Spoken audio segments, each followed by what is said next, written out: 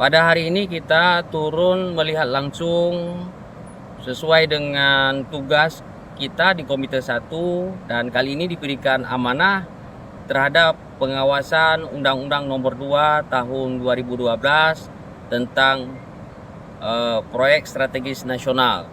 Nah, sebelumnya kita melakukan rapat koordinasi bersama Dinas Pertanahan Provinsi Aceh untuk kita melihat beberapa proyek strategis nasional yang ada di Aceh ini dan terkait dengan kendala-kendala yang dihadapi. Nah, sehingga ini menjadi laporan kita ke pusat nanti terkait dalam hal pertanahan dan pembebasan lahan dan surat-surat tanah lainnya. Nah, setelah saya turun ke Download Tribun X sekarang, menghadirkan lokal menjadi Indonesia.